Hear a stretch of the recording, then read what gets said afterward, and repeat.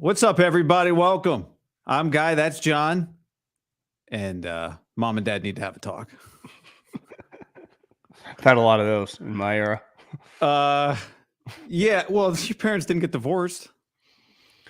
No, it meant there were more of them screaming at you, coming both yeah. angles. I think sometimes as a divorcee, having friends, dating a girl in high school, it was kind of split. One guy was always the good parent. Even when one parent, when they're both together, is the good parent, they still can both get mad at you. You dated divorcees.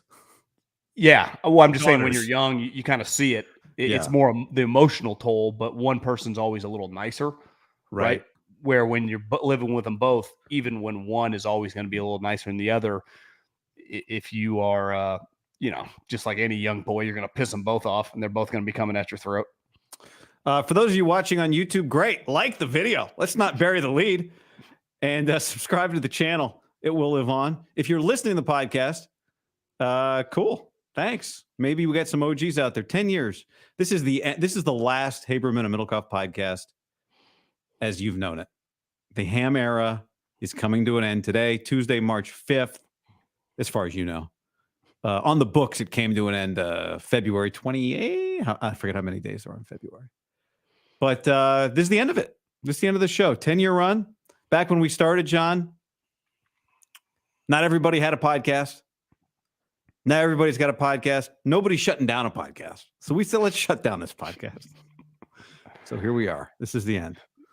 Yeah. I mean, obviously when we got without you, who, I might be selling insurance or, digging ditches at this point in time. Like my broadcasting is the wrong way to put it, but my career with a microphone, I don't think exists without you.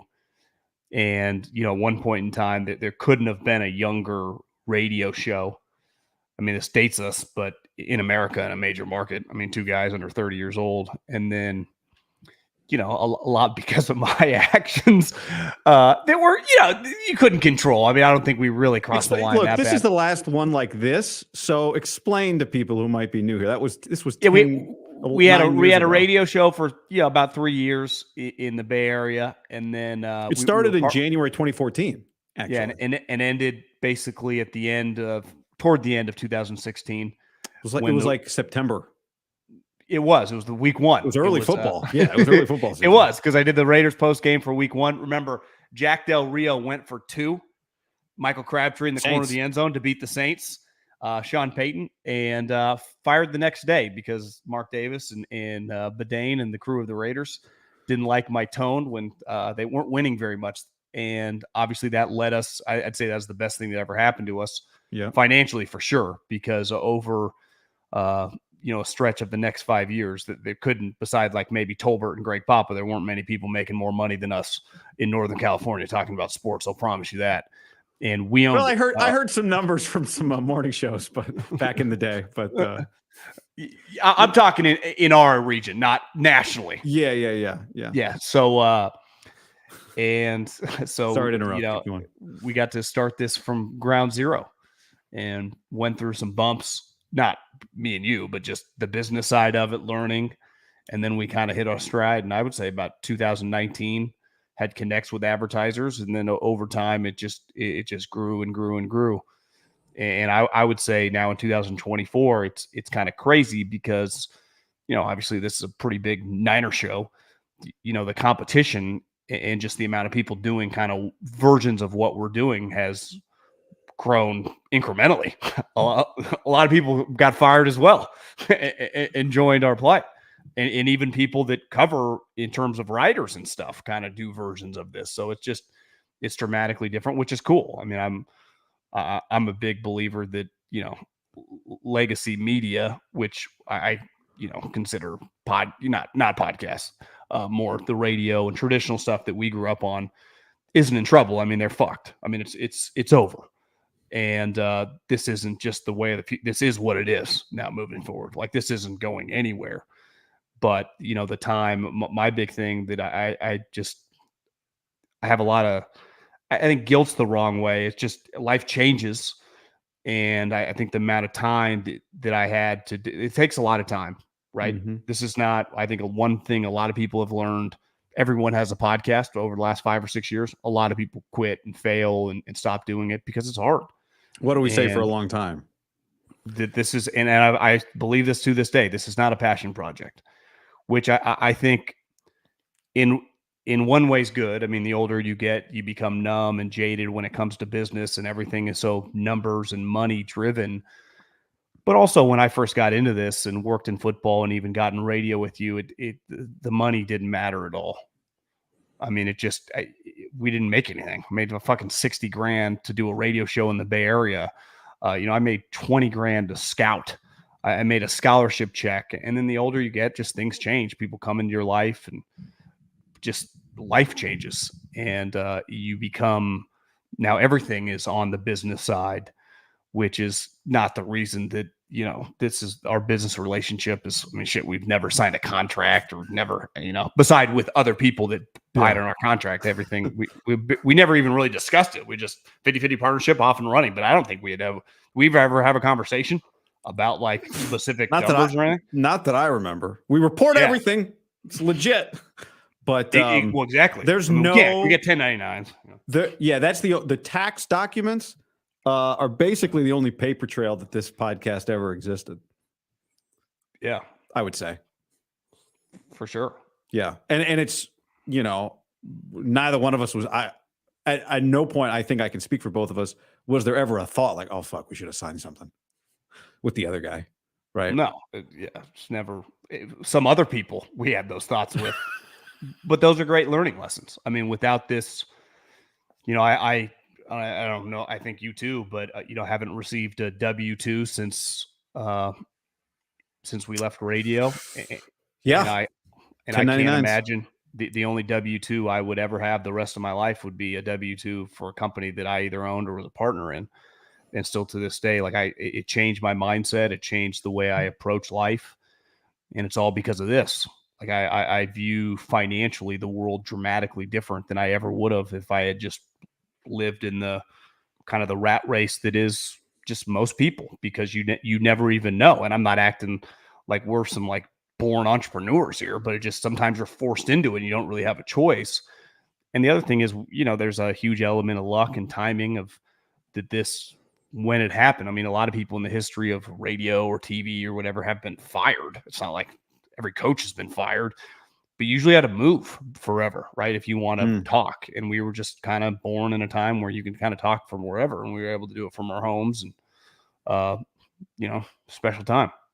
Yeah. I mean, for people that are newish, this was not on YouTube until I was explaining to somebody the other day, because you say to somebody like, oh, I do a podcast, like, oh yeah, cool. So does every Uber driver. And so I was explaining to somebody the other day, like, no, I mean, we've been doing this since 2016. Like, we've bought homes, thankfully. Like, we're blessed, right? I don't think you use the word blessed, but lucky, whatever you want to call it. Like, this has been our income and a primary source of it. And the beauty is continues to be like this channel, we should say it, like we can keep going down memory lane and stuff, but this channel, what's happening is this channel remains and exists. It will have my name on it. The podcast feed will as well. If you want John, he has his YouTube channel and his podcast feed as well, 3 and Out. We'll probably do some, I think we'll do some stuff again. Like, I don't think this is the last time we'll ever talk on a podcast. And it's certainly not the last time we'll talk. Like, I never had any doubt. We talk about like paperwork. I never had any doubt that if it had to end, it would end like this and not in like a ball of flames or something. So that's all good.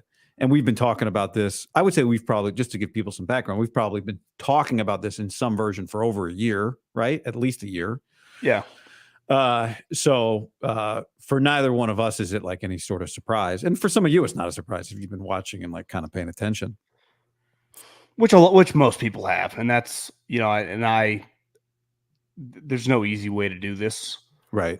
This is a unique business where, the only way it functions is when people talk, right? It's not one of those where you can just leave it and hire other people to do it. I mean, that's a thing about like I would say the most powerful thing of the difference of this and radio, right? Forever, like WFAN or KNBR is going to have radio shows no matter what.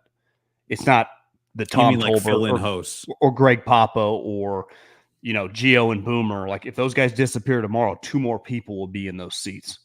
The show goes on, where Haberman Middlekauff or Joe Rogan or Bill Simmons or whoever, Colin Cowherd show, if he's not there, it's not the same show. Right. And that's right. That's what makes this such a powerful medium, but also, you know, harder in the sense of it takes a lot of time and it takes a lot of effort, which I really have nothing but appreciation for anyone who consistently does this, because it's hard. It's not easy. Your life is, again, it, like as Belichick says, it beats being a plumber. It's not like I'm not acting like this is hard manual labor or anything.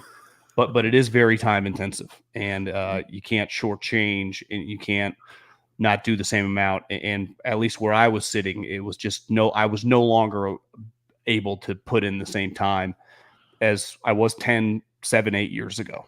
And it's not going to do the same.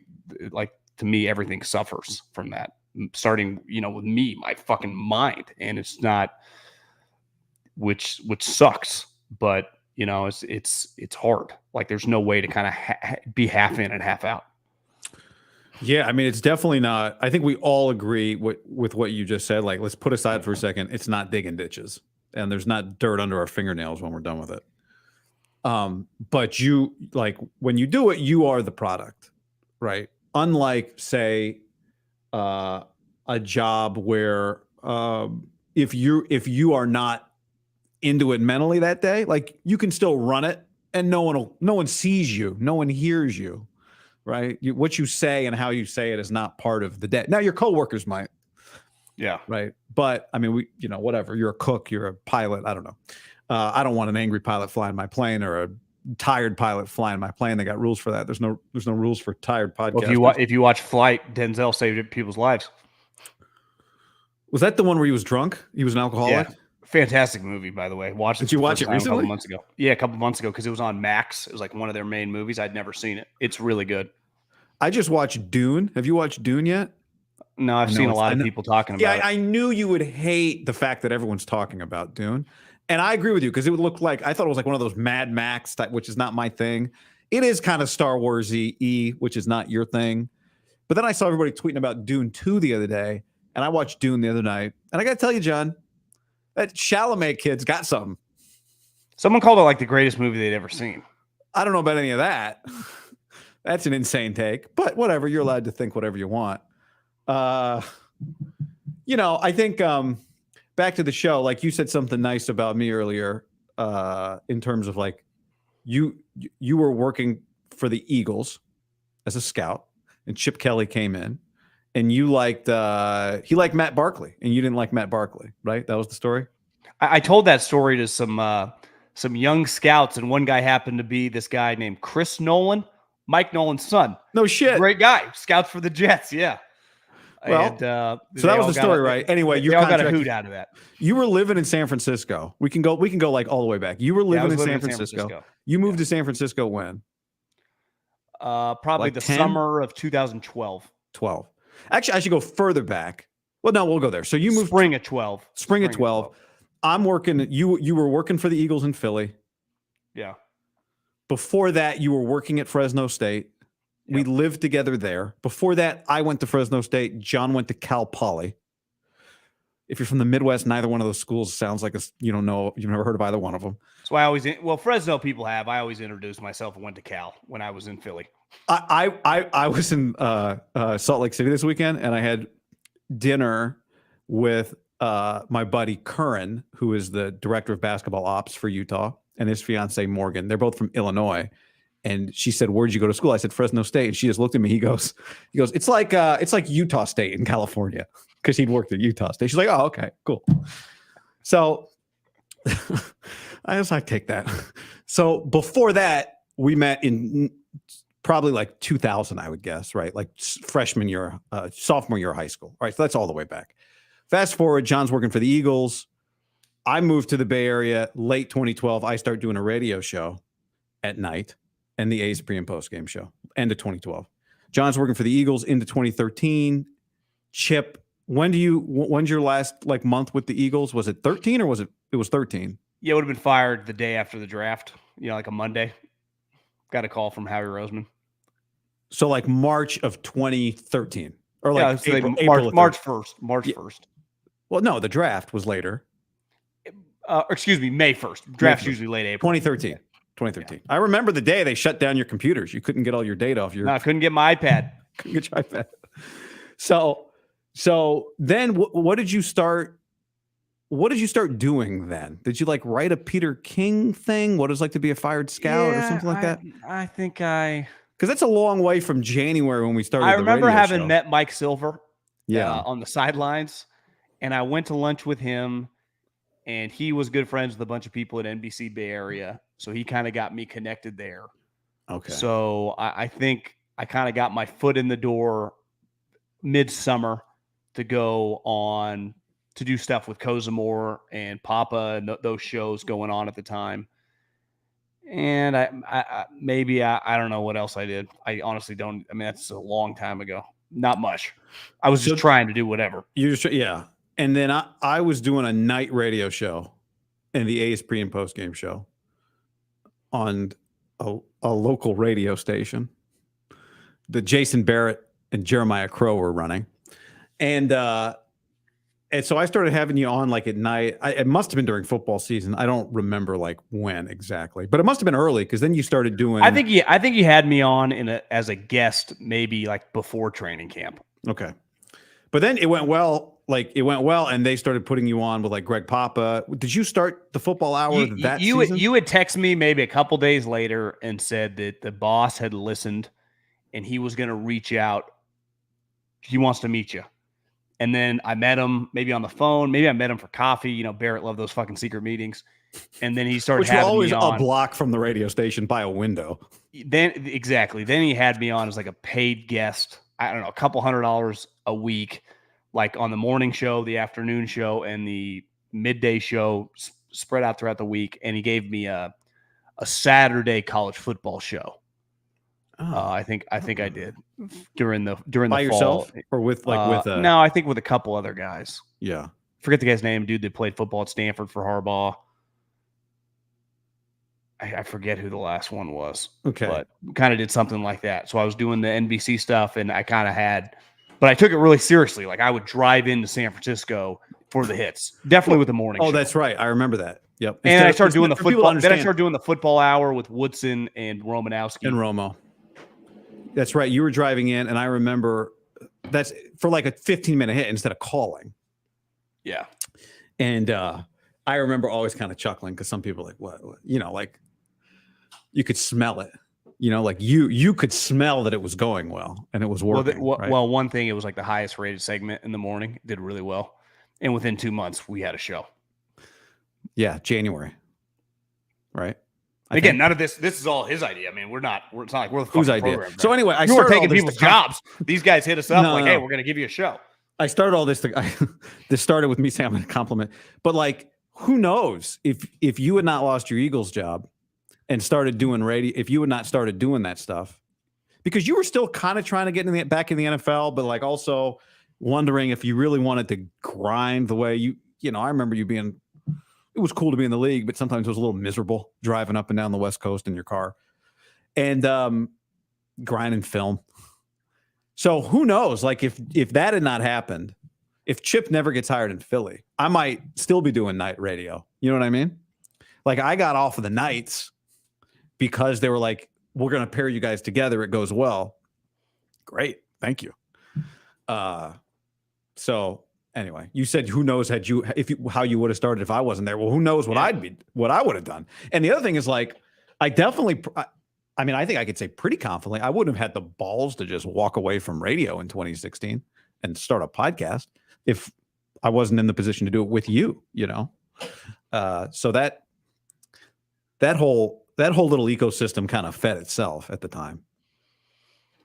Yeah. It's crazy looking back on, and then ironically, several years ago, these people want us back and they can't afford us. Not even, honestly, it's not even about the money. It's not like,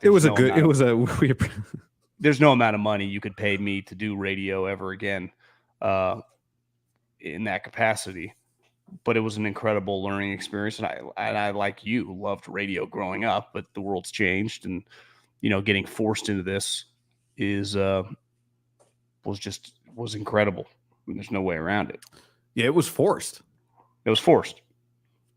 Like not everyone is just like Gary V born that way, right? A lot of people that go into work for themselves, sometimes it's just like you don't have a choice. I would imagine that's the majority of people, right? Like something happens, you're like, I'll just do this. If it's not like a family business or whatever, and you realize, kind of good at this. Oh, I can make some money. I own. Had no other options. Had no other options. Had no other options was part of it, right? Yeah. I don't really have, like, you have options. Like, you can call games, right? Like, you have a trained skill. I have a skill. Like, someone has to, I can't just go do it whenever I feel like it. I know, but I'm saying you have an ability. Do I have options? We're about to find out when it comes to play by play. Something else. Like, you can call games, and you have Major League Baseball, NBA. You could call an NFL game tomorrow with your eyes closed. I don't have that capability. Like, this is all I got. This is, but seriously, like I don't, there's no backup plan or anything. And I think people, like, there's no animosity or anyone. I just want to make sure that, like, this is just, it's just one of those things as the business landscape changed. And for me, like, I would say the biggest thing that changed over our time is our lives have changed, right? Just in terms of people involved. I actually don't live there anymore. I moved several years ago, and, it's very time intensive to do what it takes. And if I can't dedicate the time, like and I'm a big believer in this, and that's why it hurt me inside over the last year.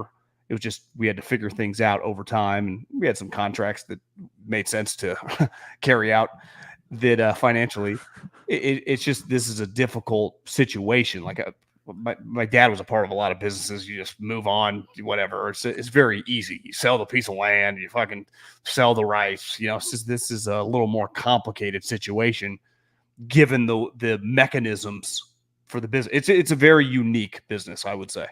That generated, 7 figures over about 2-year run.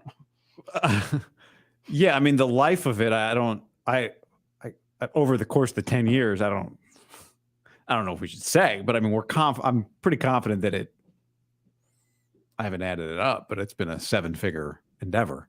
Oh, not even close. I would say the last 3-year stretch. Yeah. In 20, 21, and 22. Thanks to people supporting it too. I mean, like, that's the other thing. Like, we're talking about it. This is about, this one's about me. Okay. And him. It's about us. But it doesn't, I think the radio experience gave us a lot of confidence. Well, we had a built-in people to listen. People often ask me, like, how do you start a podcast to get people to listen?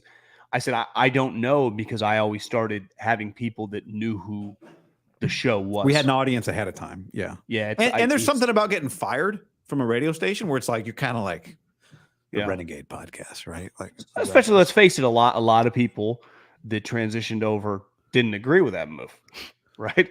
So it was people that supported us. Well, it's not like, sometimes people are fired like good riddance. Never read that guy again. Yeah, that was not the case. And it was also pretty well documented of, like, this wasn't just low performance. It was like, what's going on? And we didn't have anything to hide. So I think there was a story there, and we had a built-in, we had a 3-year stretch of being on the radio, me occasionally doing TV around there, you as well, like hosting shows for, it was just, we had a unique situation to have like a landing strip that a lot of people that have started over the last several years, that I get a lot of DMs, people asking me questions. Like, it's very hard. How do I'm like, I don't really know what to tell you beside like try to market or whatever, but it's hard. It'd be very, very difficult to start from scratch, even if you were very entertaining and you were like, yeah, for the last 10 years, I've been, working at Morgan Stanley, but I got a lot of football takes. I mean, I would recommend to that person, they do a financial football podcast, right? Like, find a niche. And one thing that a lot of the vision for what has driven this podcast, there are people who have come to this in the last 6 months or in the last year who think of it maybe it's only 49ers content. And definitely only NFL content, right? But when it started, that was, even though it was not what it became, a lot of the decisions we made from a podcasting standpoint came from lessons we learned in radio. And the number one lesson that we learned that we applied to our show in radio was football. When in doubt, football. And there are people who do other things. There's a million other things you can do, right? But that experience in radio, because it went well, at a time when there was a lot more people listening to radio, right? Like radio ratings were, if you follow local radio ratings, they were different then. The power dynamic was very different then. The station we worked at was trying to take on the big bad KNBR, right? 95.7 it was a different dynamic. Things have changed, but in the Bay Area specifically, you know, some of these Northeast cities are crushing. I just think in the Bay Area, the reaction of the impact of COVID is a lot different than a lot of these other cities. The progressive nature of cars, you know, had a huge, in terms of the day and age of the options. And let's face it, it's a pretty transient area relative to like Philly or Boston that do enormous radio ratings. The Bay Area has never been the same the last 4 or 5 years, and they don't have a chance. And that's what, you know, was so exciting. It was like, I don't even feel like I didn't even look at them as competition. You looked at other people in the space as competition. And this is also the healthiest thing about, you know, a very competitive area. There's just a lot of people. I would say that's one of the more eye-opening things is the amount of people that have come, you know, different. I mean, I don't know how many people have true podcasts, but definitely the YouTube world for people that talk about Bay Area sports, it's got to be one of the highest in the country. Has to be. Yeah. I would say the 49ers for sure are have to be the number one YouTube like people that talk about the 49ers. I don't think there's any NFL team. I bet there's a decent gap for like the Steelers or the Cowboys, the Eagles. Whatever. Yeah. I think the 49ers have that are in the lead. Yeah. I mean, it feels that way. I think it feels that way because it is that way. I mean, you and I follow this stuff pretty closely. I think it is that way. Like if you just went like to a Yankees game forever when newspaper, and I guess back there, they're still rolling. Like no one has more newspaper people that cover a team probably than the Yankees, right? That's what the modern version I feel like of the 49ers are with what now it's like, you know, maybe Shohei getting the Dodgers, that might be number one, you know. Yeah. But you're right, newspaper. No, maybe not. LA Times laid a bunch of people off. So yeah, I would say I'm just using them as an example, New York, or if you just went to like the amount of people that cover the Eagles on a weekly basis. That's what it feels like with the 49ers, with like this modern day world of content creators, as they like to be called. Yeah, I know. What else should we? Oh, I did not do. I'm not going memory lane here. I did pull 2 photos for those of you watching. One was this was the old TV days. God, I was fat. My hair was too. I had not found a good barber at that point in time. But we did a lot of that. NBC Sports Bay Area. There's an old Vita Blue jersey in the background, John. And then this was a moment. I mean, we were there on the sidelines for the pick at the stick. Navarro Bowman. There he's running. And there we are. Chris Berman not pictured. But those I just pulled 2 out. Two old picks. That was a good one. That was what year was that? Well, he's the linebacker coach now with Harbaugh with the Chargers. That's a great hire. That is. KJ Wright to the Niners. I mean, Bowman was better than KJ Wright, but like you get told something in a meeting, and this is why I think Deuce Staley is such a good assistant coach. And Deuce was not as good of a player as Navarro was. Like, what are you going to say when he's like, "That's just not good enough"? Be like, yeah, coach, like you don't fucking know. No, I do. I starting All-Pro Super Bowl. Me. People said in my prime, it was short, but I was just as good as Patrick Willis, who's in the Hall of Fame. That's me. And like the little like 6-rounders, like, shut up, coach. You know, thinking in his head. You'd rather just have like the overachieving dude that played D7 than Bowman screaming at you. Nick Sorensen. He was not a D7 guy, but I mean, he played Virginia the NFL. Tech. He had a real NFL career too. Yeah, to me, I would put him with KJ Wright, Bowman. I mean, I think he was like a 4-year starter at Virginia Tech. was like a real player. I had a buddy. Did I tell you this? I've mentioned on the show that a buddy of mine who played with him in Cleveland texted him and was like, that guy's awesome. Like, loves him. Just thinks he's just really sharp. Look at it. I mean, it's pretty clear who his first hire is, right? KJ, right? KJ was podcasting. And he made a lot of money. I know. I watched his podcast. I watched it. I'm like, all right, what are we getting here? Like some dude trying to do. And he wasn't. He was just like, it was not like some guy like trying to be something. He just was looking for an outlet. Probably just bored. Yeah. But I think a buddy of his was like, hey, dude, you should do a podcast. And he's like, all right.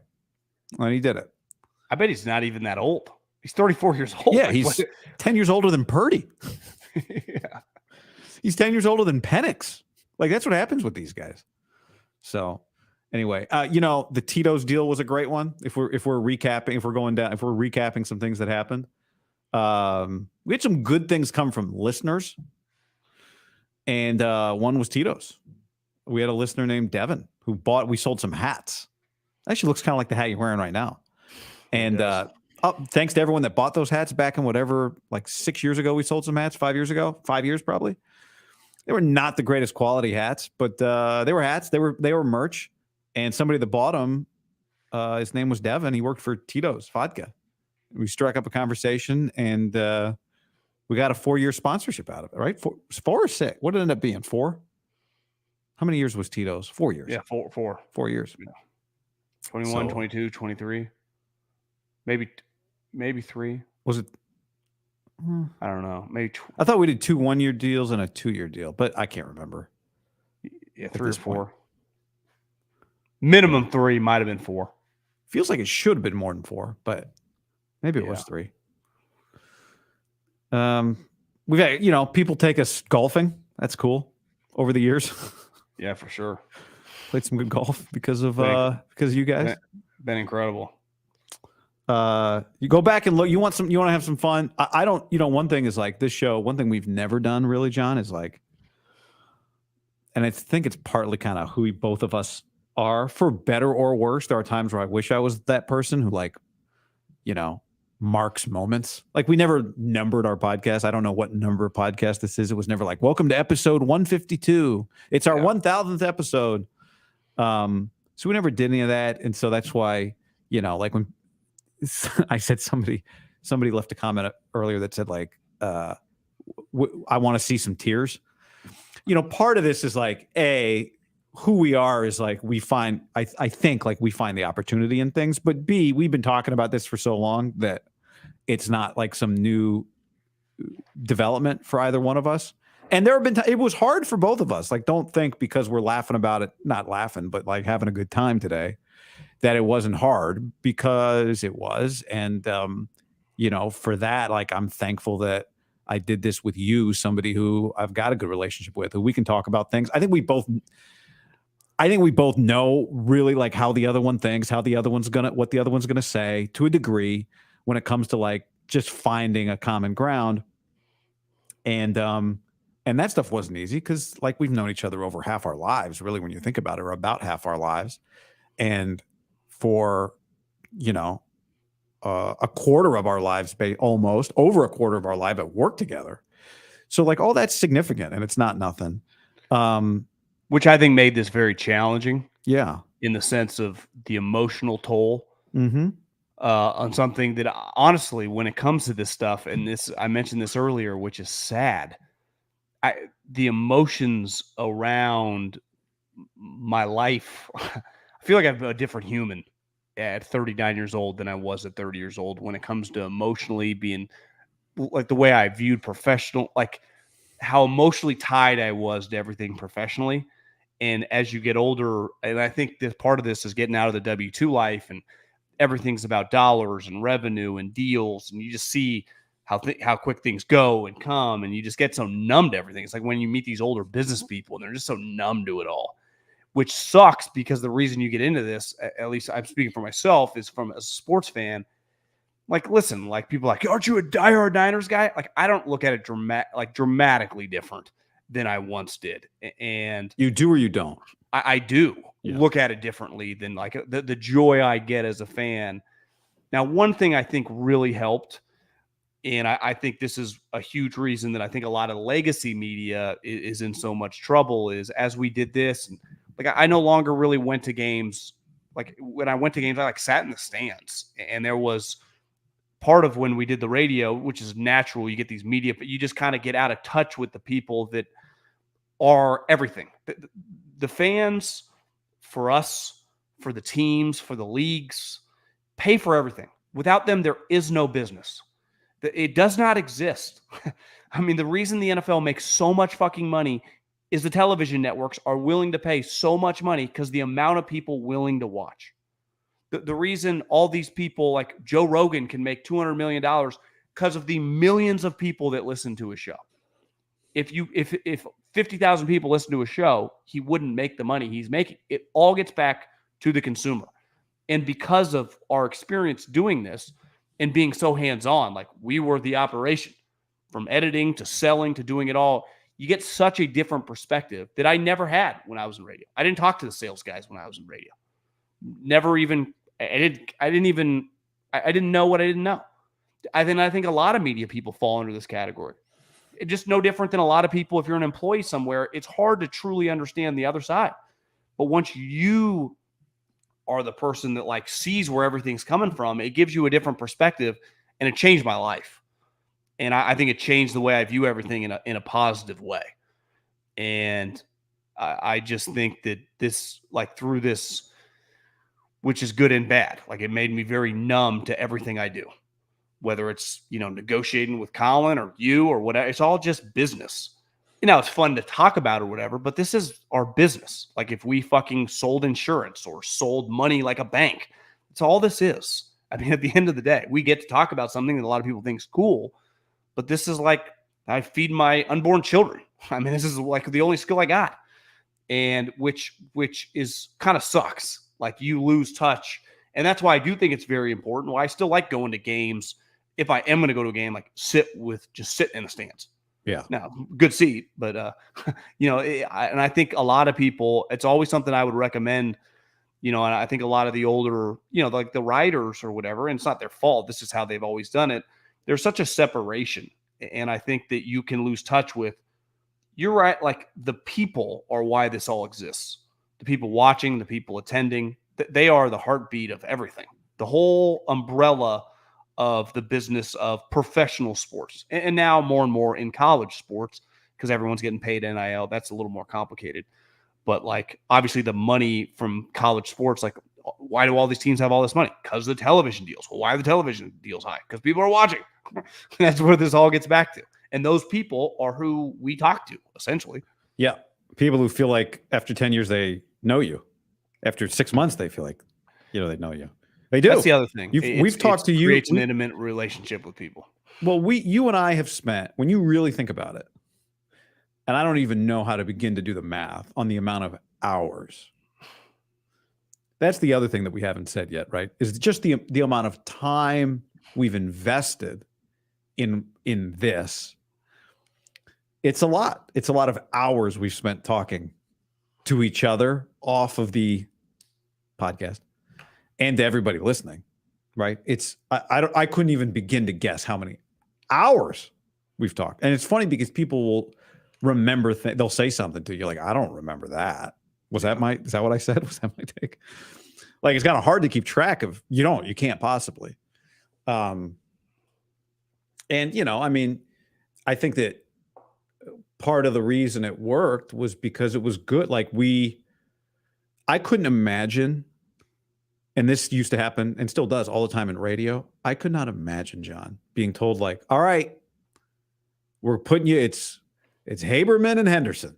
Meet your new partner, John Henderson. I'd be like, I've never had to do it. I could not imagine doing the amount of content we've done with somebody else who's just like, who you didn't want to do it with, right? I couldn't imagine it. Which is the business. Couldn't imagine it. Yeah. It's most business. Yeah. And well, that's business. And honestly, I haven't been in that business now in, going on a decade. And that's the thing. I can't relate. I can't even fathom that. Like I didn't work in it long enough, and I only did it with you.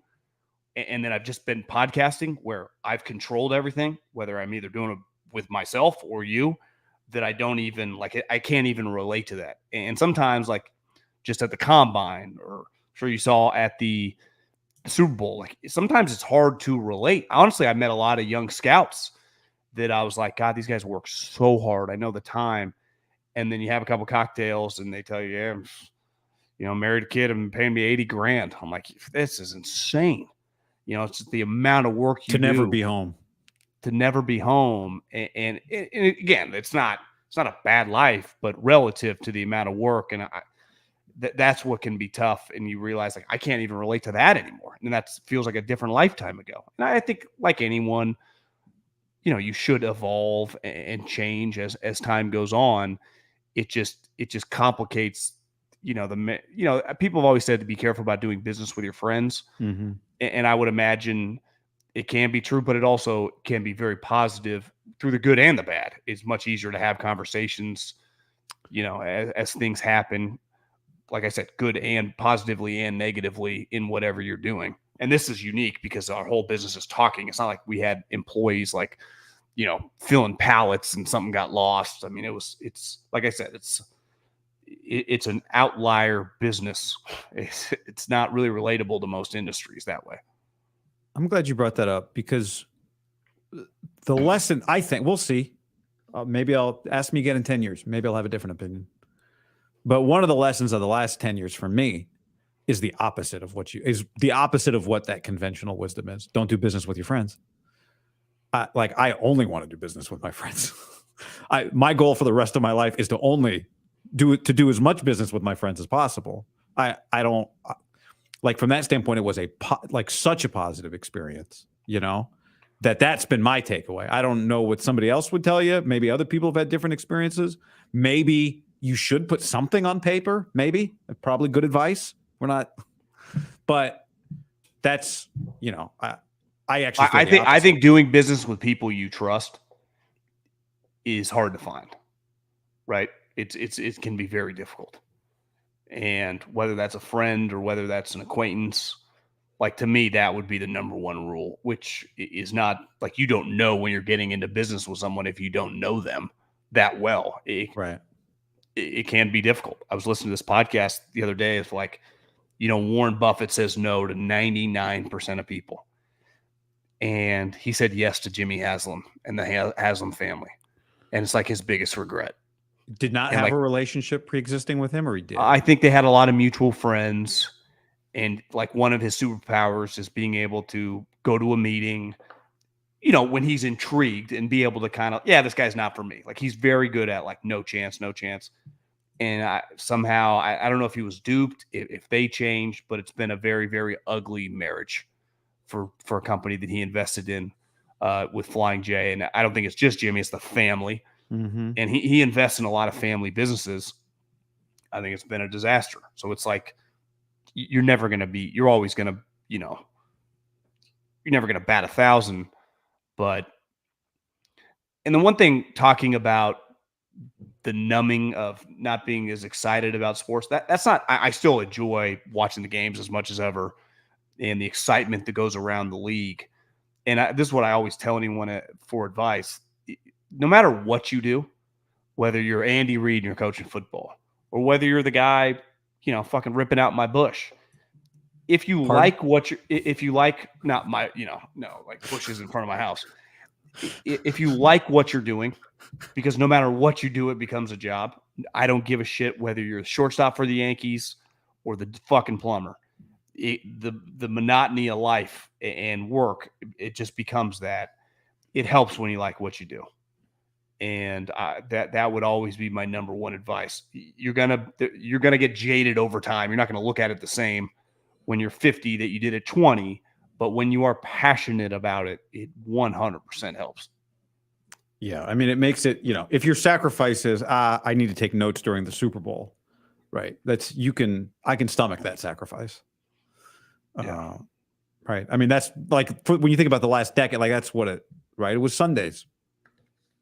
A lot. Mondays. And those were things we learned early in the podcasting business from a couple guys who got us started in podcasting. But what? Well, I just think a lot of people, a lot of people that I know at Cal Poly that have done well, because as we graduated in 07, 08 range, a lot of people went to work for these tech companies and did really well in their lives.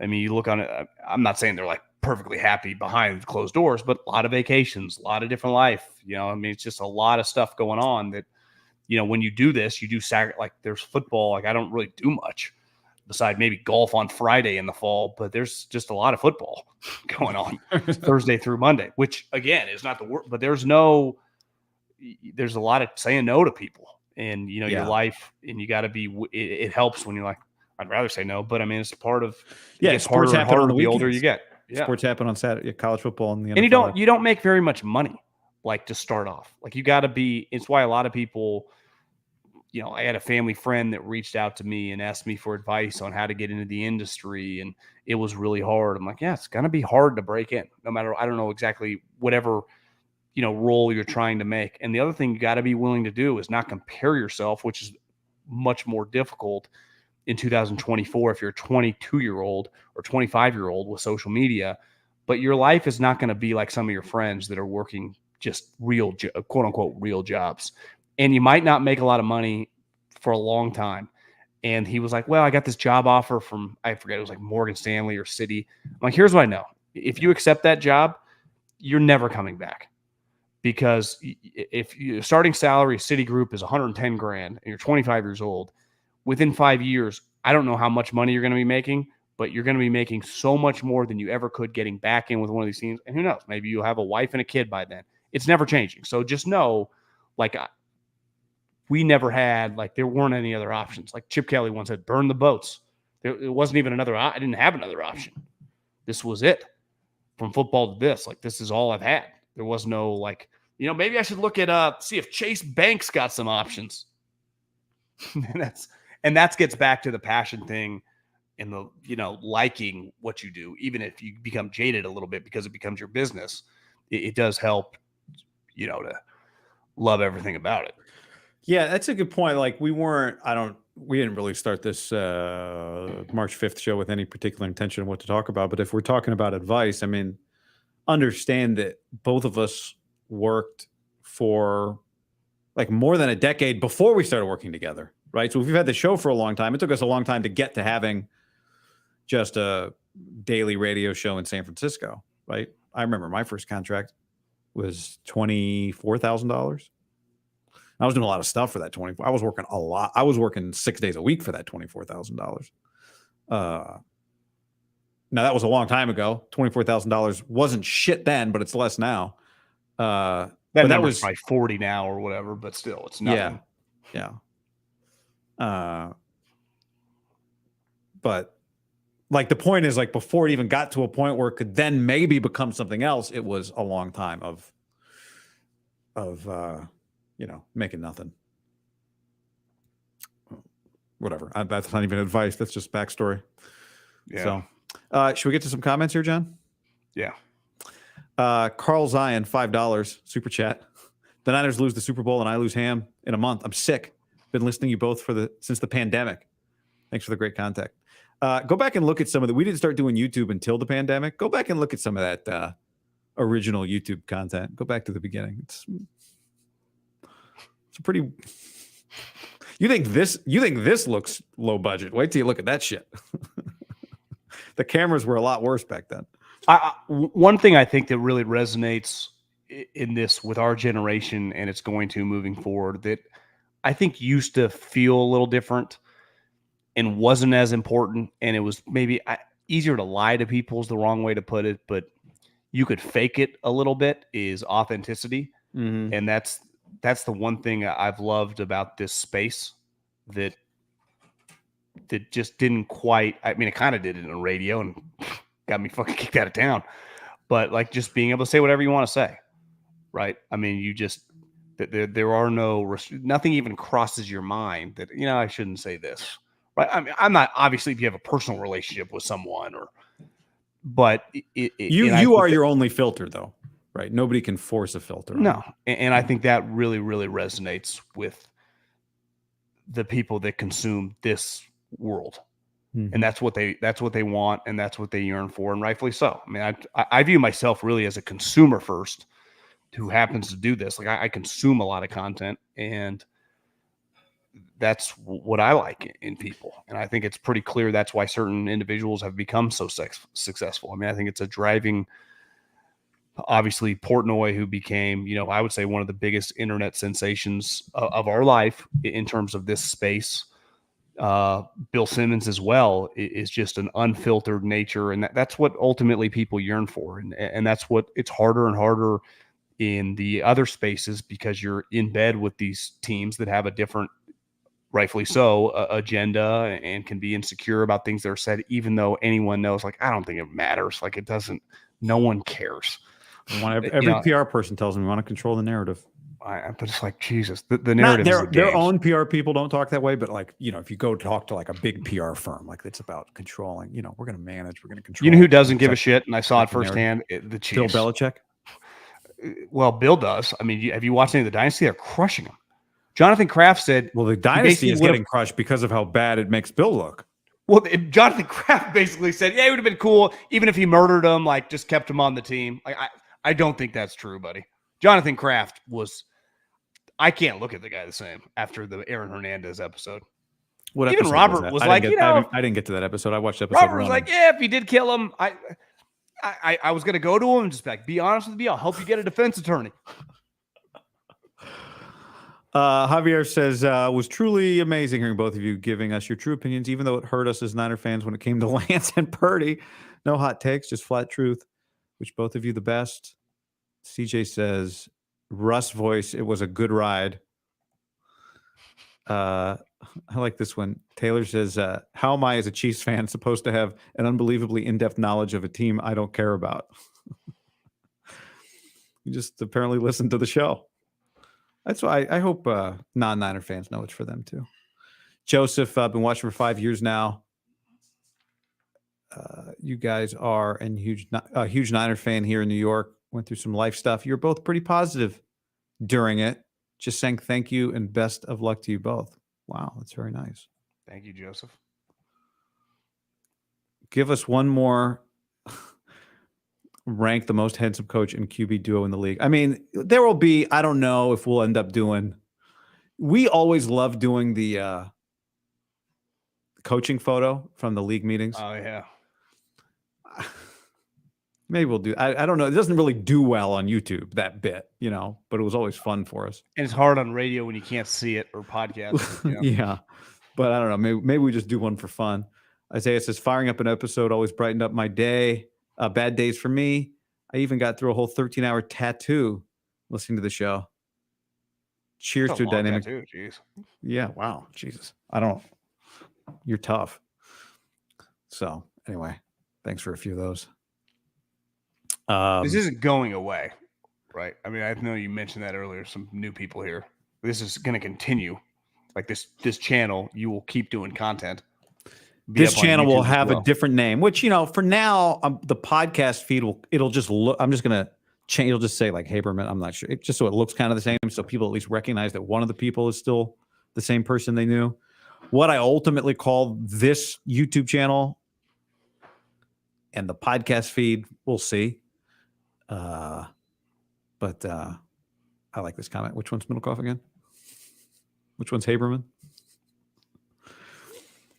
But anyway, yeah, this is my channel now, right?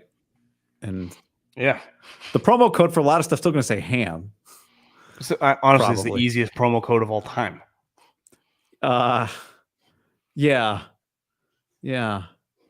and you're still going to do the game time read, so people can, if that still exists. You want to get to a Giants game, Melvin? They signed Matt Chapman.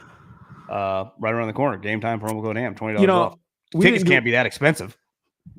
We didn't do a lot of shave it or save it, but that was a good bit. That should have taken off more, I think. It's hard because a lot of people are insecure about it. It's one of those where you got to be willing to put yourself out there. And, when you're in that mode of kind of hanging on, you're not exactly you're kind of hiding.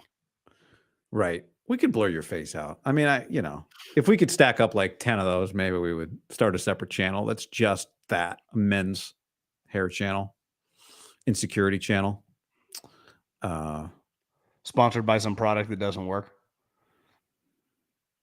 Yeah, sponsored by like it'd have to be some company that does both hair product and like things for bald guys, you know? I think one thing everyone should be in this, I don't want to say this hurt us, but for a long time, DraftKings was a big sponsor because fantasy was big and they could see the horizon coming. And for whatever reason, California, I don't know if it's going to be on the ballot this fall. I hope it is. It has been one of the rare states. Like, it's not like liberals versus Republicans on this one. New York, Philly, I mean, a lot of these left-leaning states are ripping when it comes to gambling. And Illinois and California is just anti it. It's literally just free money. And I'll never forget a couple years ago, I mean, sports writers were like, no gambling. It'll kill the fucking homeless. Like, what? I don't even know how. I remember the messaging in 2020 is like, what are we talking about? And that is a problem because the money is flowing for that, and California is just anti it. And I think a large reason, the Indian casinos have really pushed back against it. And listen, this is all politics is money. Who can fund more? But that's something that would be a game changing thing because that went away for us a couple years ago. And rightfully so. I mean, they couldn't. There's no gambling, no DraftKings, and they're ripping. And they don't promote fantasy sports anymore. So anyone that, if it's on the ballot, vote, fucking make it legal. I'm telling you, living in the state, it's incredible for us, for me. Yeah. Nothing burned my gears more than that one. Yeah, that was a bad one. That one hurt the sponsorship bottom line, I think. We did we did MyBookie for a while. That's the other thing. We've had a lot of sponsors. You guys have supported sponsors, so that's been cool. Thank you. And we were not cheap to deal with, so we need you guys. We had a few pitches where we probably asked for more than we're aggressive. But we asked for what it was going to take to make it worth our time, so no regrets on that one. But sponsors are open you more than what you got a company. Let's send me a message. The point here is like, I'm going to keep doing it on this channel because there is money dedicated moving forward on the podcast. And because I want it to make money, to continue to make money. I promise you this, like if it's not making money, you won't see me every day or multiple times a week. So, that's to go back to John's original point. Like it's a lot of time and I like it, but I do it. I've been doing it every day for a while now because it has a financial benefit to it. I'm not running an insurance company on the side or any this is not my hobby either, right? It's not your hobby. It's not our hobby. We enjoy it, but it's not a hobby, as Kevin Kisner once said. Ain't no hobby. Clearly not his hobby either. He's probably headed to the booth here very soon. Hey, question. So I watched a little Live on Sunday on the CW. Yeah. And I've clicked on it before. Is the image always that shitty? Like, does it always look like it's like they're using bad satellites or something? Is that just me? I think it has to do with CW, the channel. I don't think it does, John. No, because I've watched. You know better than me. Yeah, I don't think it has to do with the channel. But I don't know. It's weird. Like if you watch Sabrina the Teenage Witch or some shit, CW has college football games. I watched Drake May this year on it. I don't think it looked like that, did it? Could it be that they were in Jeddah in Saudi Arabia or wherever? I don't know. But it's expensive to have stuff look good anyway. I think one issue for them is one of their goals, because they kind of got asked out of all these courses in America, is go worldwide, right? Saudi Arabia. Now they're going to Hong Kong. They're going to Australia. in 2000, it's one thing in 1987 when no one had the information. It's on. It feels live. It's not ideal to not be live. There's a feel Well, to that that. shit's not live. No, it was all tape delayed because they were playing in the middle of the night. Oh yeah, makes in sense. Middle East. Yeah. I think a lot of these guys, I saw Marty Smith did a sit down with Rahm, like right down the street at Silverleaf, like the Sweet Country Club. If your entire business model is getting the best people to just go, yeah, man, I just couldn't turn down the money. Like, even if it's like I joined the Yankees, but then I leave to go to the Red Sox, it's like, listen, team was good. It wasn't just about the money. Like, I want to win here. It happens a lot in sports. Like, obviously, I got a lot of money, but I think we can win here. They don't even say that. It's like Rahm's is like, yeah, I couldn't turn down the money. Like that's the worst endorsement you could have. Like, none of these guys give a fuck. Right. And it looks like it when you watch them. Now, call me an old man, John, but I see you in shorts. I know whatever you're doing doesn't matter as much to you. Tell me that rule doesn't apply to anything but basketball. I do what do you wonder do that you put on. Well, you golf in shorts, but you golf in shorts. Yeah, you and I golf in shorts. But everyone does, including them, except Thursday through Sunday on a golf tournament. Right. Because I do think things change. For example, basketball for our entire lives, 8th grade basketball coaches wore a jacket and a tie. It's like, what are we doing? And you know why they did that? No one notices. No. The reason all these guys went, I had a basketball coach explain this to me a few years ago because I didn't know. He's like, the reason we did it in like the late 80s, whenever it was that they started dressing better, he's like, because the Basketball Coaches Association decided if we're ever going to like make more money and become like guys that do corporate ads, like all that type of shit, like we can't look like gym teachers. That was their thing. Like everyone looked at us. That like, makes sense. So like from a business standpoint, like we decided as a coaching, college coaches, not NBA coaches, as like a coaching, they're not a union, but a group, a collective, the National Association of Basketball Coaches. Like we got to dress better. And now it's come so far where, the times have changed, but there was a reason for it. Some guys still make $18 million a year. Like, I'm good. Mick still wears suits, but I think it's just because he's got all these suits. He's got to wear them. He spent all this money on suits. Mick Cronin. I flipped that one on, John. There's nobody there. There's not a soul at that event. No. Anyway, I saw someone did a still shot of like, they gave John Rahm $400 million. He's probably the best player in the world, and 7 people are watching him on hole 6. It's like, it's sad. What's his team name?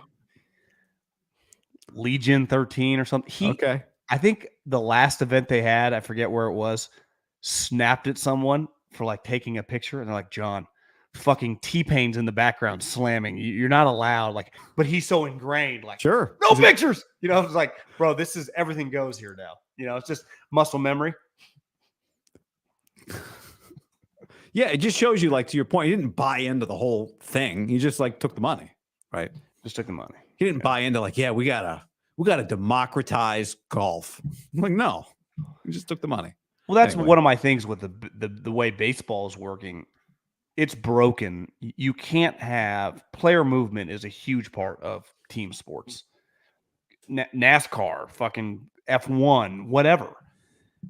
And to have this situation where it's just a complete disaster. Yeah, cool for Scott Boras. Awful for everyone else. Like, you shouldn't have people in March like signing big name guys. Right. It's broken. That's what I know. Even the NBA, who has a lot of issues, when free agency starts, they all sign within 24, 48 hours. Honestly, most of them already signed. Woj just banging out the tweets. You can't have like, wait, who's still available? Oh, like 3 All-Stars and 2 other guys that are high-level players. Well, they're the extreme to the other end. Right. Like, wait, this future Hall of Famer's on a 6th team, right? Like, that's a little too much, right? You need guys to stay on a team. The NFL, it's another area in which they have it dialed, which is their stars, for the most part, change teams maybe once, right? Only if the team wants them to change teams, right? If I want a guy, Tyreek leaving Miami. Leaving for Miami. But they were cool. Like, they were like, we're not paying you this. Well, because he was going to be so expensive, right? But if they truly wanted it, but if it was uncapped, if the sport was uncapped, would Tyreek Hill still be on the Chiefs? Yeah. That's all I'm saying. But even he's an exception. I think if they truly were like, yeah, I think they were like, older player. Can we win a championship without him? The answer is yes. 2. Like Those ultimately, the 49ers, if they want Brandon Ayuk, they can keep Brandon Ayuk. If they think that they get better value by trading him, they will trade him. Yeah, any takes after being at the combine for a week? Any my prediction on that? Have we talked about this? I think he's playing on the 5th. I really do. All these guys not going. It's like the 49ers have missed on draft picks pretty recently, right? The Purdy draft is an abomination. Ty Davis Price, Drake Jackson, Danny Gray. I mean, those are 3 really high picks. Trey Lance, I mean, is if Russell Wilson's the worst trade of all time, Trey Lance is one of the worst draft picks of all time when you factor in the draft compensation, and you could argue it's the worst. Like, I do think, Kyle, you have a pick, you have several picks, a first and second rounder. Same with McVay, your first rounder forever. Don't you want to go and just introduce and just meet these guys? Even if it's just for a couple days, just go to the meeting. Once you meet him though, when you do like official visits or whatever you call it. Why wouldn't you want to meet him in every step of the? Yeah, I saw. Lynch said, one thing the pandemic taught us, we can be on Zoom, whatever. Me personally, the less Zoom, the better. Like, I don't think Zoom replicates being in person with somebody. And you know what I hate, John? I fucking hate if I'm watching like a movie or a TV show and they've got like a Zoom scene. Like, get that. I don't want to see Zoom. I don't want to see it. Like, get it out of here. I don't want to look at it. It's just bad. And I agree with you. I don't think it's a substitute for seeing somebody in person. It's good. You like 99% or 95, probably not 99, but it's not really a substitute. Yeah. And I don't think it's a coincidence that you think it's McVay, Shanahan kind of too cool for it. What do you mean? You don't think it's a coincidence because they're too cool? Well, it's those 3 guys, right?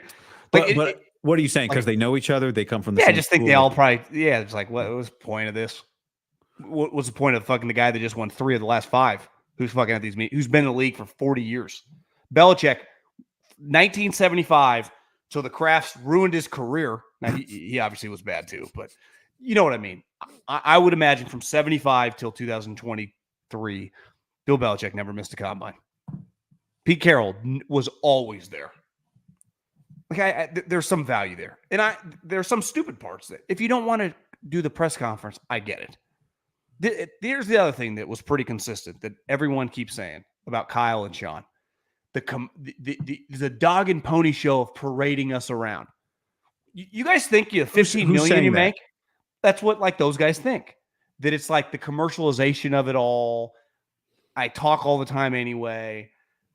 Where do you fucking think your 15 million comes from? Like it's more than just like calling the plays on third down, guys. Like you're. If I were to defend, if I were to be the devil's advocate here, I'd say Kyle just talked every day for like 2 weeks. He just went through the Super Bowl. He's a high-strung guy.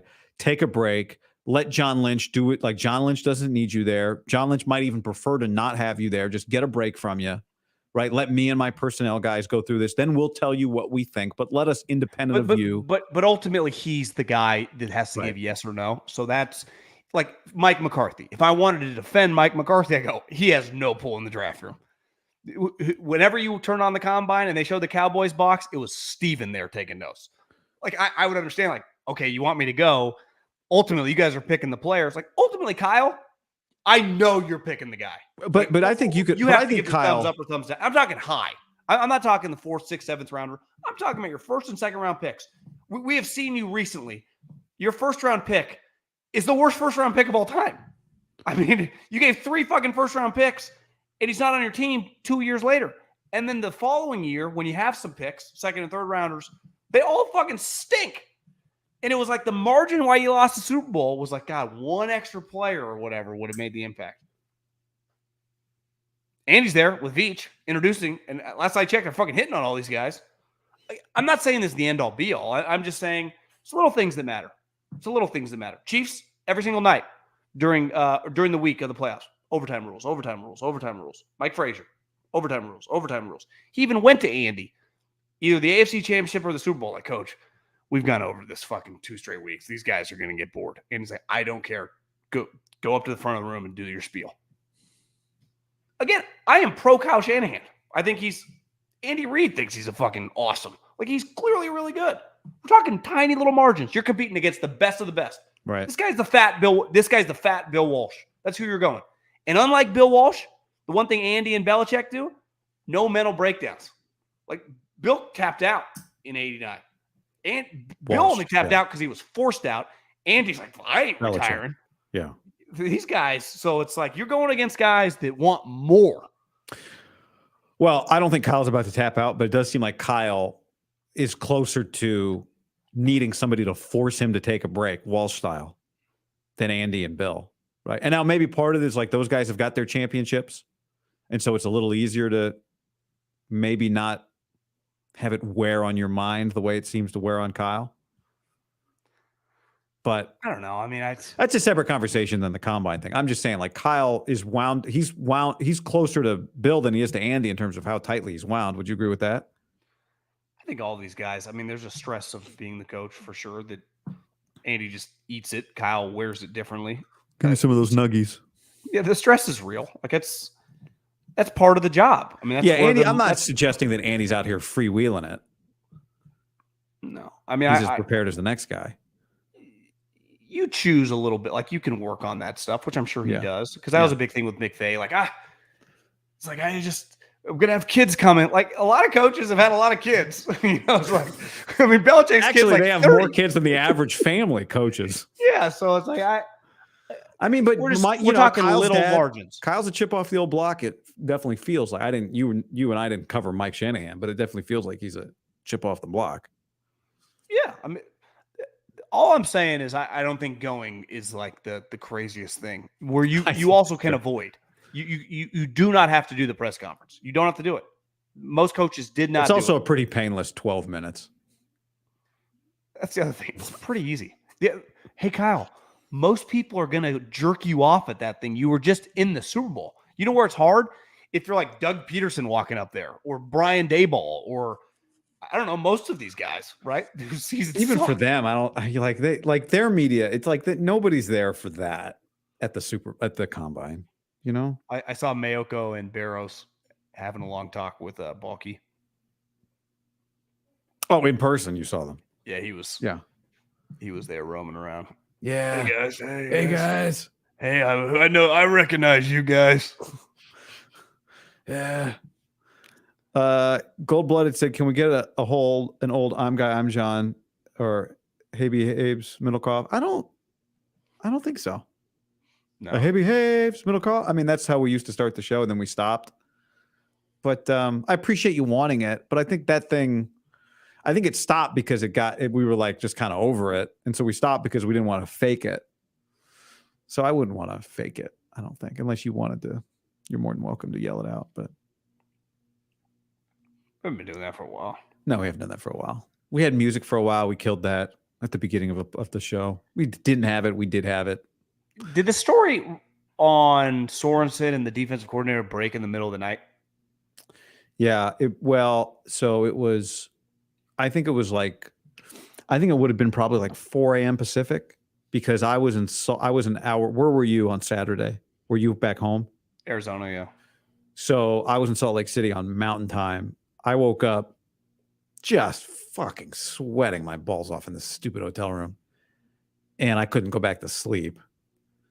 And so I checked my phone not immediately, but like after a while. And it was like, I want to say it was like 5 o'clock that I saw it. And it had been up for like an hour, maybe 45 minutes. Maybe I saw it at 5:30 and it had been up maybe for an hour. Adams at the combine, and Schefter and Prague and John are there.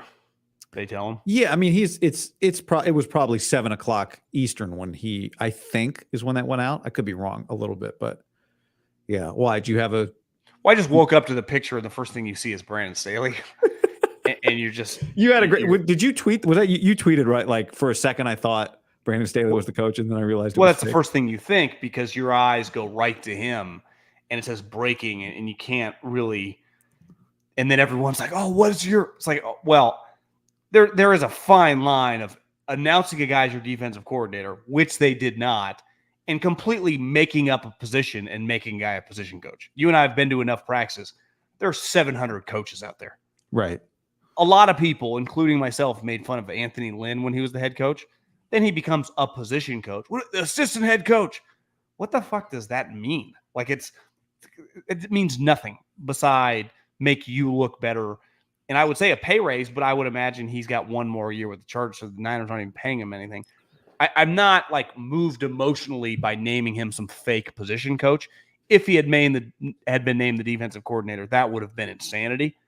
But Kyle went with a guy that was on staff who's a well-accomplished player, obviously was with Pete forever. No one kind of, I would say, not very famous in the sense of like people talked about him at practice a lot. But that's a lot of assistants. If you're not, for Kyle, D'Amico was a famous guy. So he was there with Robert Saleh. And Kasurik, because it was pretty well established, he's like one of the highest paid assistants in the league, and their defense is, their line's good, is well talked about. But if you think about an offense, who do we often talk about a lot with Kyle? Like his young little minions that are coming up, whether it started with McDaniel or LaFleur and then Slowick and Kubiak and Brian Greasy, guys that you feel like are right there with them. But there are a lot of other assistants out there that you never even get mentioned that you don't really notice. But if he named one of those guys his coordinator, they become a bigger deal. And I'd put Sorensen of like, clearly they felt the outsider was not, they weren't going to mess with. And I don't view like Brandon Staley, like Kyle hires random guys to be position coaches, whatever. It's no different than the Eagles last year. Hiring Patricia as a consultant, senior analyst, senior defensive coach, not a big deal. Well, when you make him the defensive coordinator in the middle of the season, then he becomes a big deal, right? Right. Yeah. I mean, to me, Sorensen is in the same. It is Saleh and D'Amico all over again, and it's closer to D'Amico than it is to Saleh. But Anthony Lynn was the assistant head coach. Nobody ever talked about Anthony Lynn. John Embry was forever the tight end coach when he was here. I think what makes it interesting is like both those guys were offensive coaches. Brandon Staley's obviously a defensive coach, and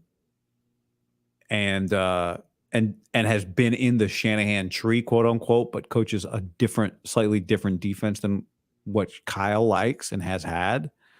So anytime you introduce any new ingredient into the recipe, you're hoping that it adds a little something, right, to the final dish, maybe in a way that's not totally noticeable. I guess like every college football program has, not every, but a lot of them have guys who are way more qualified, the ones with the money, than the roles they have, right?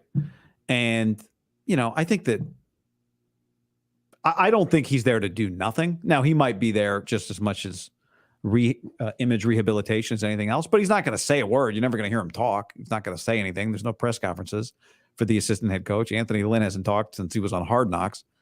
But I do think he's there. I think he's there. I don't think he's there to do nothing. I think he's there to try and help their defense a little bit. For sure. One element, he's represented by Richmond Flowers. Right. Who worked for the Shanahans and represents a lot of the Shanahan guys. Mike hired him first, right? Mike hired him, played with Kyle, right, in college at Duke. I don't think many people were hiring Brandon Staley. Yeah. I think there was a toxicity to him that only a couple teams would have been interested. And I think going back to Patricia, kind of similar.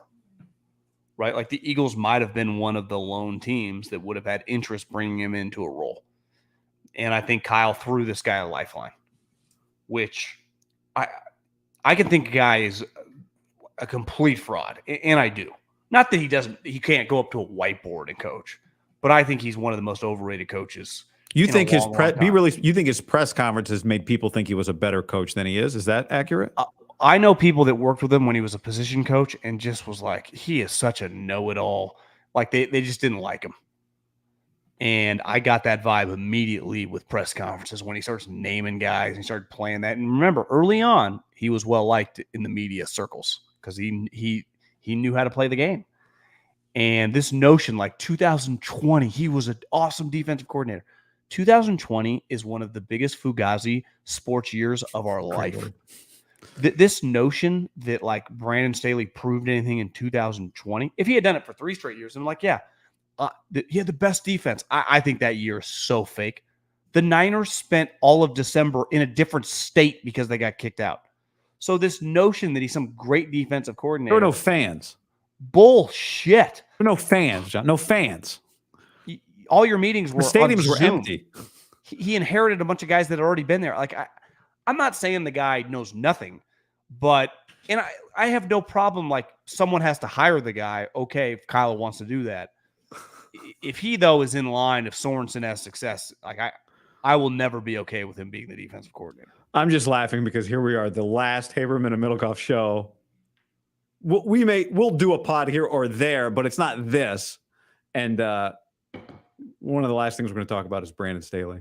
Well, I mean, he was. I would say when it this was audio a pretty is big in headline when he was hired. No, right? I know. I just, that's what we always did. We just talk about the stuff that's happening. When this audio is in the Library of Congress in 100 years and somebody's pulling it, they'd be like, oh, Haberman Middlekauff, that was a big deal. But who is this Brandon Staley guy they're talking about? Well, for example, Kyle hires a defensive coordinator. Is it fair to say he wasn't the big story of the tweet? Yeah. 100%. Overshadowed by a mile. 100% which you know what? Honestly, for him is fine. Like it's fine. He's not the guy that cares. He's not the type that cares, and it doesn't really matter. But ultimately, it will change because when real football gets played, he's the defensive coordinator, and every week he's the one answering the questions in the press conferences, right? Which is why ultimately I don't care that much that Brandon Staley's hired. Like he's not. A lot of assistants give ideas. Like he's not the guy calling the defense, and I do think it empowered Sorensen to know, well, they hire a guy and immediately it's a Sorensen connection, right? Right. KJ Wright. Which makes me feel good. No different. They hire Robert Saleh. D'Amico's Kyle guy too, but Saleh had, like, they knew each other. Like, I like that. You want to empower your assistant coach. He doesn't get to hire his entire staff, really anybody, but he does get to bring one guy. So that's not nothing. No, it's not nothing at all. I mean, I think it helps that he coached linebackers for a year, right? So he's got the Fred Warner stamp of approval. That matters. Was that when Holland was sick? Yeah. So he's not about to become a head coach either, huh? You don't think he's about to become a head coach? Well, maybe he is. I don't know. I didn't. It took Saleh and D'Amico. It took D'Amico a couple of years. It took Saleh a few years, but it did happen. One thing I would say: young guy, played in the league for 10 years. That's true. Good-looking guy. His resume worked for Kyle and Pete. He's only worked for 2 high-level guys. I know. 2 winners. Maybe his resume, if they're good on defense, looks pretty good. It does. Puts him over the top. Wins a championship. KJ, did you think like, oh, maybe Kyle wants KJ Wright to be his defensive coordinator in 3 years when they hired him? My guess is KJ Wright's hitting that guy up a lot, like wanted in, and he just. I guess he tried to get on the Mike McDonald staff too. I think I saw somebody say. Yeah, I think that you're very dependent. Like I saw a guy that I met through you, Shane Vereen, at the combine. And Shane's like, I'm like, what are you doing? He's like, oh, I'm here trying to get into scouting because Serio brought me out. It's like, oh, yeah, you're a Patriot for a while. Yeah. So it's like, you're very dependent. Like the only people I could talk to at the combine, like John Lynch didn't text me back. Sean McDermott, he didn't even show up, but he didn't text me back. Like it's all connection. Like all the guys that know each other stick with each other. It's a very like loyal to your people group. And I think the Shanahan group is kind of somewhat intertwined a little bit through Saleh and some of these Seattle guys now, and their kind of connection. So I like Shane's there with these guys. I saw Darius Hayward-Bay. He's with the Ravens because of a guy he knew that was with the Ravens. Like all these guys, you're just our guy Keith Williams, who I talked to for a while. He just got hired with the Saints wide receiver coach. He said he made a call to somebody, but he had realized that he already had a voicemail from Dennis Allen. You know, the guy that called Dennis Allen the moment they had a wide receiver opening? Derek Carr. It's like everything is connected with who you know. Who Keith coached at Fresno State. Yeah.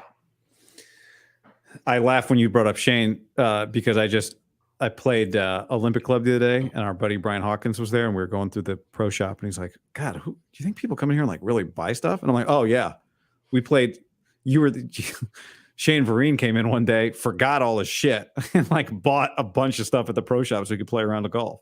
What was like a pullover at an Olympic, like $250? No, I got one of those Dunning brand. Do you ever wear that brand? I've had it before. Yeah.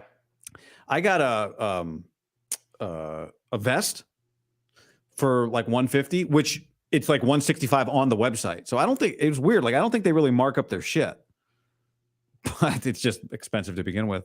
Yeah. Here's a question, John. AJ says, favorite Raider low point over the show's run. Oof. Does that go back to just podcast days or radio days? I mean, I was eating lunch with a guy at the combine who got me hired with the Eagles back in the day. He still works. He's like one of the Eagles' top guys. And he brought up, what's the corner's name with Ohio State who just got arrested again? Arnett, Damon Arnett.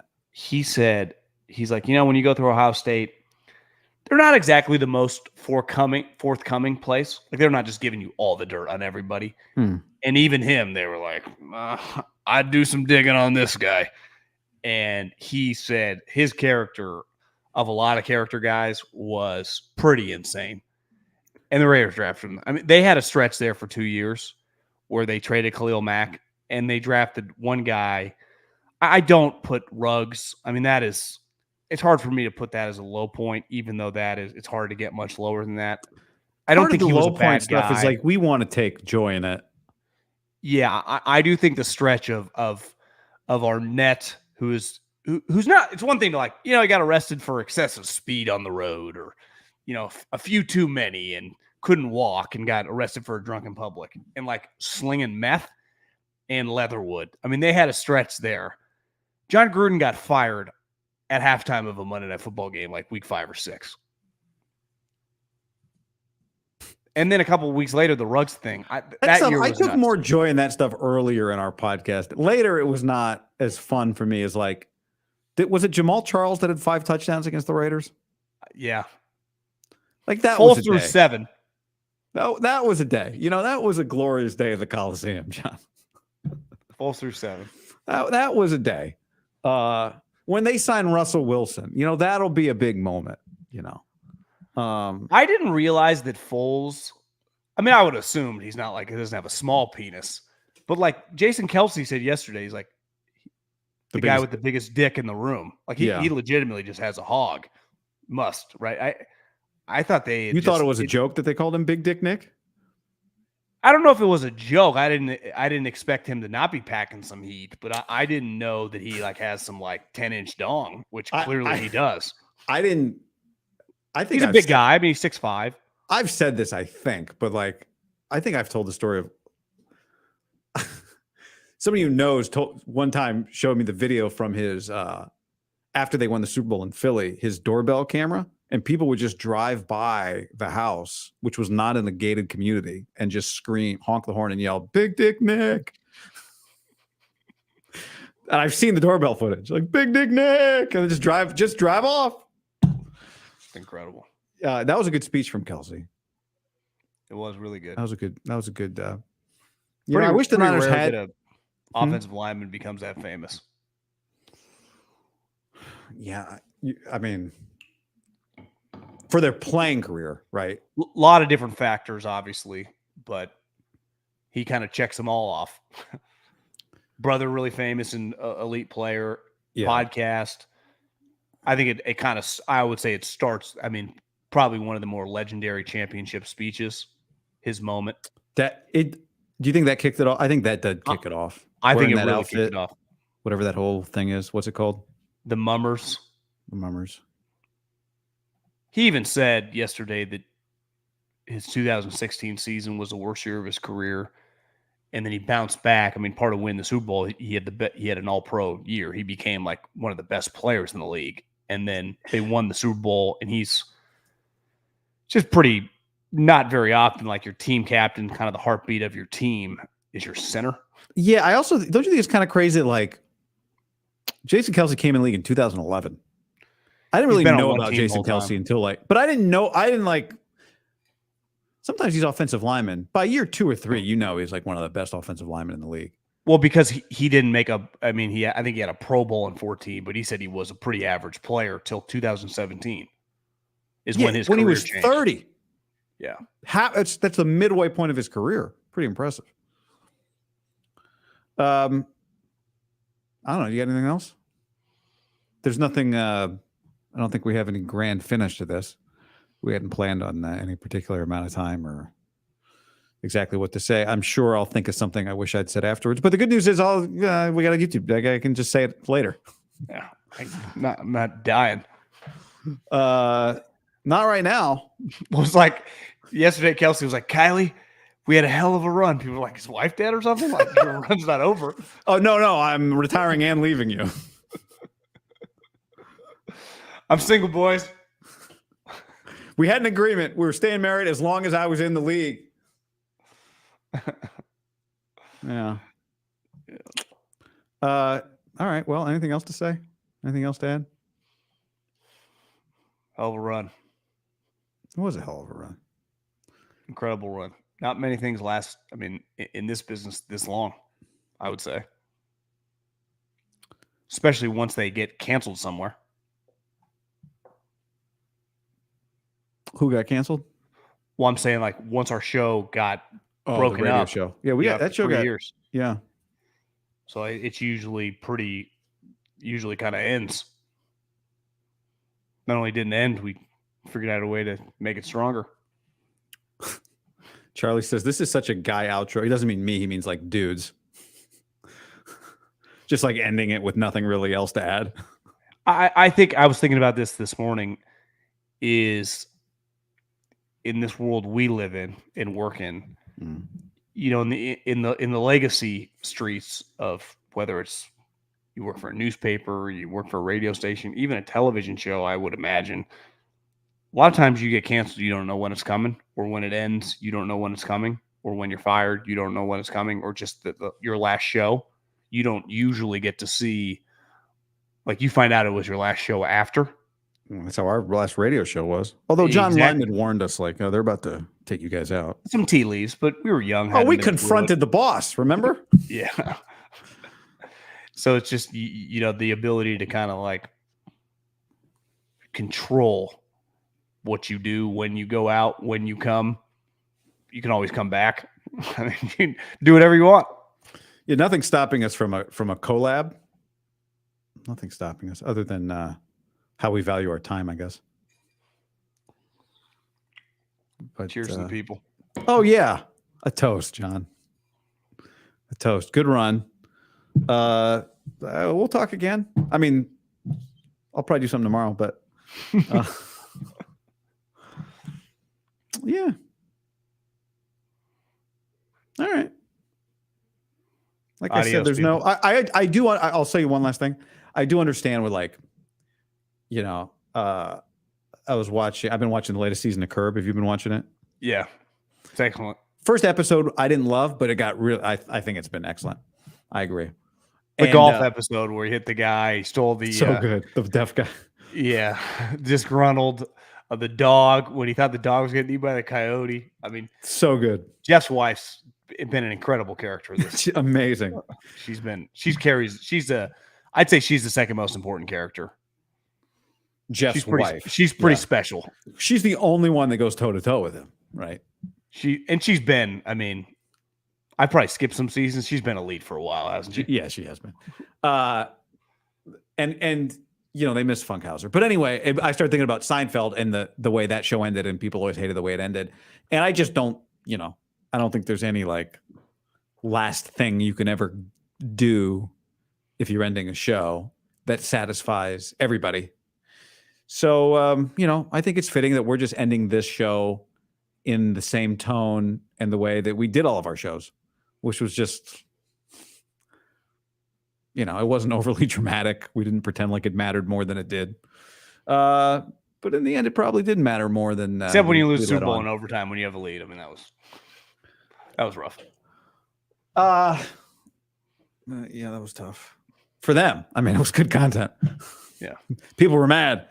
Once you get to the Super Bowl, you really can't go. I always, I don't want to say it, but it was like, we maximized. We could have got another quarter of football, I guess, if I'm getting greedy, play 6 quarters in the Super Bowl. Well, Kyle wanted that. Remember the third possession? He was hoping. I wanted the 6th quarter too, John. I really think one of the underrated discussions coming out of that Super Bowl, there was so much drama. They played 5 fucking quarters in the Super Bowl, and like nobody really talked about that. We played 5 quarters in the Super Bowl, and we were this close to getting 6. Nobody talked about it except for Romo with 8 seconds left. He's like, oh, by the way, this is another quarter. And then it just ended.